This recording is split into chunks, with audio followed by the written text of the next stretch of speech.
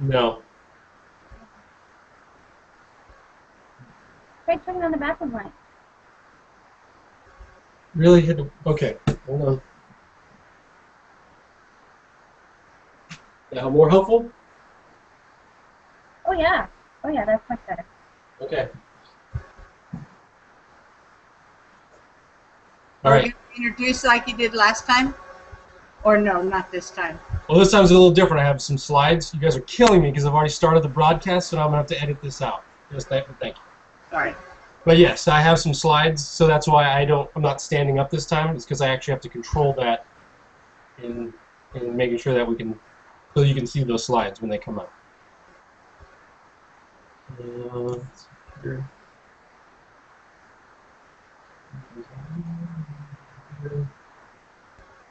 All right. Are you guys ready? Are you ready, honey? Okay.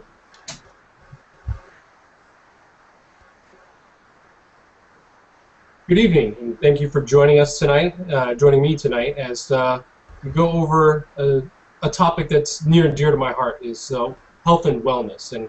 And being well and healthy is something that that's come into my life recently that's really changed the way I've looked at things and the way I've just used my body and how I wanted to better myself and be around for events later on in life, like my daughter growing up and graduating and having children and being able to see those grandkids grow up and be with them. And I know that growing up I wasn't the most healthy person.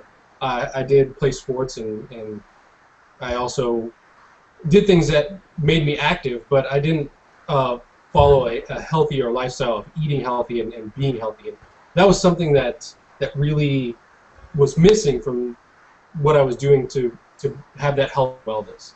And so some of the things that that we just miss are just eating junk food and not exercising and just making excuses as to why we can't do that. So one of the things that when doing research for this is I found that obesity is actually the #2 killer in preventable deaths in the U.S. every year, right behind smoking, and it's not far behind and catching up fast. So with that, the biggest thing is that I find is that we're just not exercising, and a lot of times we're making up excuses as why we don't have time to exercise and why we can't exercise, or it's too difficult, or we just don't know where to go and what to do, and so that's a huge thing that people tend to take for granted, that a lot of times you just need to be putting in an hour a day, or even just starting off an hour a couple of times a week, and that's dramatically going to improve the your body's response to being healthy and growing healthier and so forth. And the next thing is just once you start actually working out and exercising and using your body, you're finding that the foods that you ate are really actually hindering any kind of performance you might actually have in the gym. We're finding out that we're eating horrible foods. So a lot of people nowadays are moving more towards a whole foods type of plans. It's something that my family and I have adopted, is eating paleo or / primal type diet, and that is eating raw, not raw foods, but like actual whole foods, unprocessed foods, unlike what we find at the grocery stores, the cheaper things that we find at the grocery stores that they put just chemicals in, and when just the things that you can buy nowadays very inexpensively are not the things that are actually benefiting you at all. And the best thing about this is all of these things are fixable, and I've helped and I've found a solution that can pretty much work for anybody. Obviously, getting more exercise is one of them, and one of those places to get more exercise, if you're lost or confused as to at going to a gym, is going to a CrossFit gym. And the reason why this is because CrossFit uses constantly very high intensity functional movements. These things can be done in an hour. They're under direction of a coach or a trainer, and these people are certified to know and understand the things that can help benefit you to get better and be better at doing more things in life. A lot of those functional movements we take for granted, that we don't realize that those things, when those functional movements are breaking down, that's really the time that we start seeing that our actual bodies are breaking down. So once you've got that kind of dialed in, and you found a gym that you want to work out at, and you like the community and things like that, you're starting to find out that these other people are eating healthier to perform better and to be better.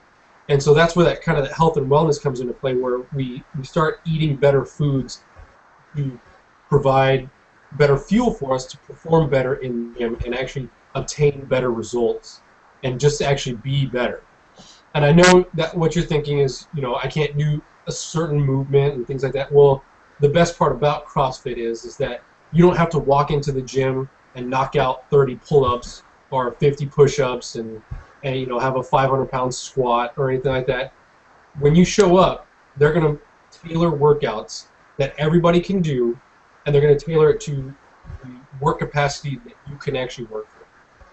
They have bands, they have lighter barbells, they have all kinds of things that can make it so that you can actually do those functional basic movements and improve yourself and your body over time and actually attain that better health and wellness. So, like I was saying, so now that you know that you can do CrossFit and they're going to help build that community, you just have to understand getting just 1 hour of exercise a day can significantly reduce that risk of being overweight or becoming overweight.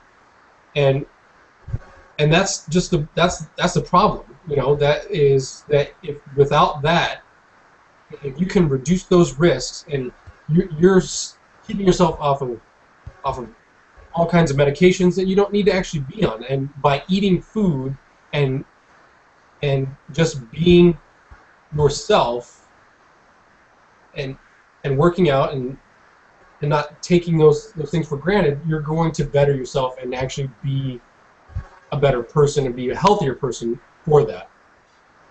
So now that we know that anybody can do CrossFit, kind of at a crossroads here. Essentially, I'm going to use myself as an example here. I was just about a little less than a decade ago. I weighed roughly 320, 330 pounds. I don't know what the maximum weight was. I believe it was right around 330 when the last time I got on the scale, and I don't know how heavy it ever got, because that was the last time I wanted to be on a scale. And so I was on a fast track to all kinds of health problems that are completely preventable. But there are obviously things that I could change easily to prevent me from having heart disease, diabetes, high blood pressure, depression, bad joints, immobility, all kinds of things if I continued down that path.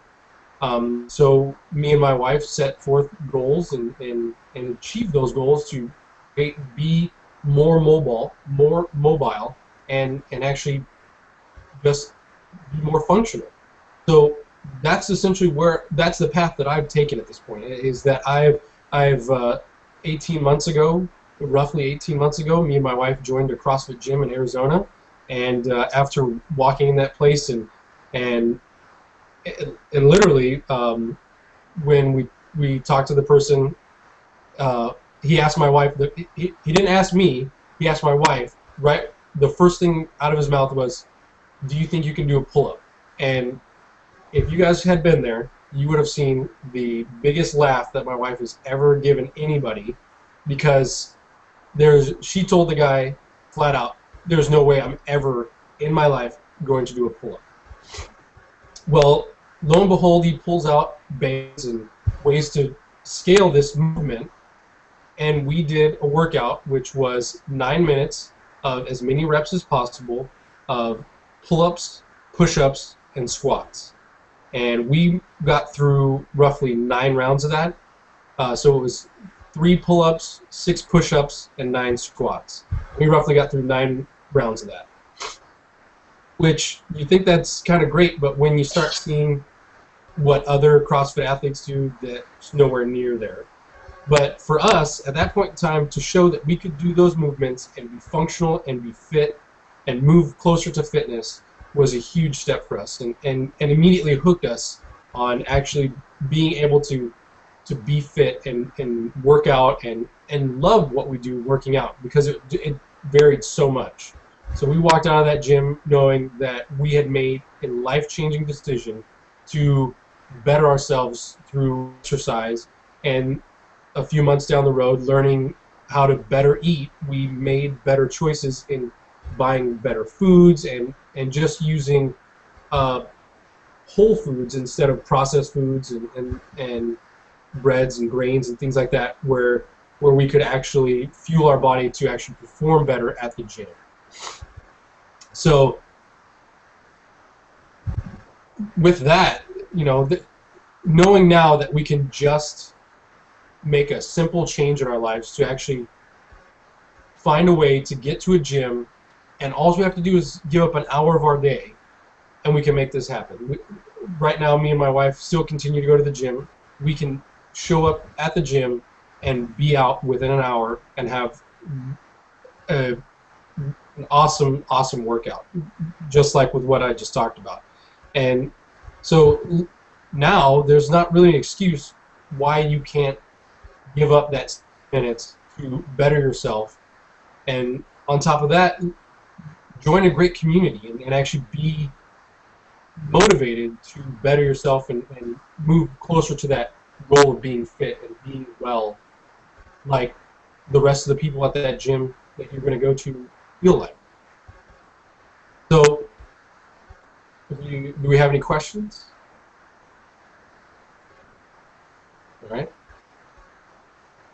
Can you introduce yourself and then ask your question? You want me to go first? Yes.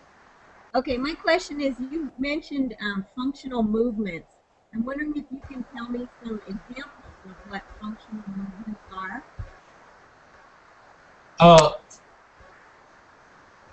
Functional movements would be like a deadlift. So picking up something off the ground.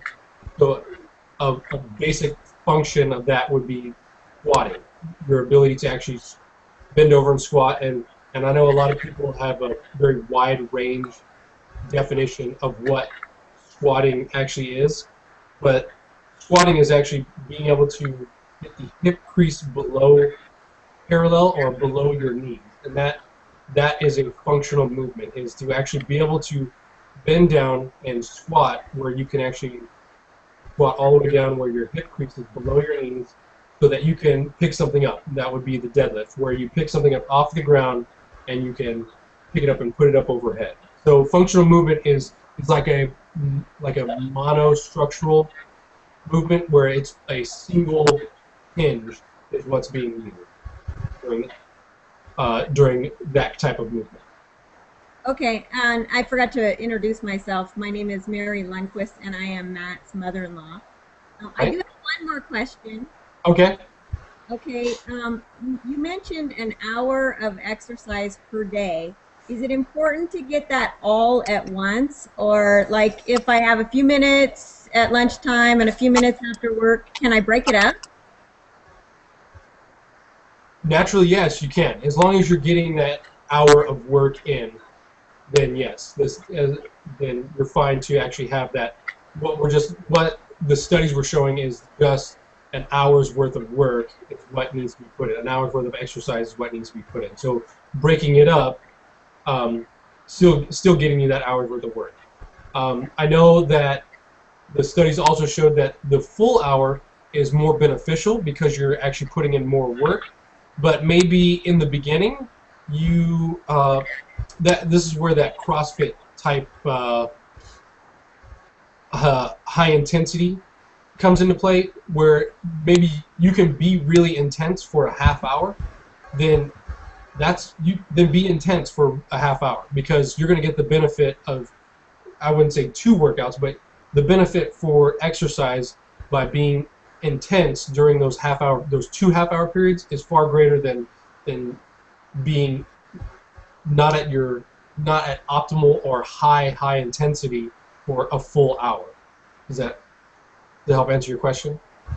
Yes, thank you. Uh-huh. I believe you had your hand raised. Missy? Marissa? Me? Yes. I'm Marissa Boyd, and I'm Mac's wife. And my question is that you mentioned that about a decade or so, you mentioned your previous weight, and I'm guessing because you didn't mention what your weight is now, that your previous weight was a factor in getting you to change your lifestyle. So my question is, what was different 18 months ago when you started CrossFit as opposed to a decade ago when you realized you needed to change your lifestyle? What got you into the gym? That's a great question. So what got me into the gym? I guess it goes back a little further than that. So I would say a decade ago, yes, I weighed that much. I didn't make much change for another couple of years. And at that point, me and my wife did some diet, I guess you could call them fads or whatever. So I did actually lose a significant amount of weight doing those diet fads. I lost roughly 80, 90 pounds doing those. And so it made me able to move better. I was lighter. But at that point in time, 18 months ago, it had just come to the point where eating better hadn't, well, what we had thought was eating better at that point in time wasn't getting any more results. And we just had a daughter, and I wanted to be around for that. I wanted to be able to go run and play with her, and if she wanted to play sports, I wanted to participate in that. And I knew that even with eating healthy, I wasn't fit in that regard. I didn't have that ability to play with her, or be around, play sports with her, or chase her around, other than just a small brief period before I was winded. So that's when I discussed with my wife that, joining a gym would be the next step into bettering our fitness. And we actually received a recommendation from my wife's cousin, who actually owns a CrossFit gym, to try it out. And that's when we tried out the gym in Arizona, the CrossFit gym in Arizona, and fell in love with it, and fell in love with the CrossFit experience. Thank Welcome. Is there any other questions? All right. Can you introduce yourself, sir? My name's Barry Boyd. Matt Boyd's dad. And my question is about people who have severe illnesses, cannot perform to the top, even to the best of their ability. Some things that they need to do. How does that work? That's another great question. So, like I said earlier, with regard to your question, when you're unable to move to the best of your ability, or you're kind of immobilized, or you're not reaching like a full range of motion with those motions, a lot of times in the gym they have all kinds of scaling options. So for squats, a lot of times you can squat to a box. So maybe you can only half squat. So they have you squat to half a box, or push-ups. One of the things you can do push-ups off your knees, or even elevated push-ups help you to actually be able to participate in that full range of motion, but not allow gravity to have the full force on your arms, your wrists, your shoulders, things like that, until you're ready to actually perform a full actual push-up or a full squat. Another thing is with pull-ups, like we said, you can add bands, and that actually helps you to be able to do the pull-up movement in that regard, and be able to actually do a pull-up and then participate in that movement, but it's actually in a scaled down version. So it's not a full body weight pull-up, but it's a lesser version, and that allows people who can't necessarily function to their best potential right now perform what they can and better themselves, so that in the future they can actually perform to the best of their potential. Thank you. And can you, ma'am, introduce yourself? That would be you. Okay.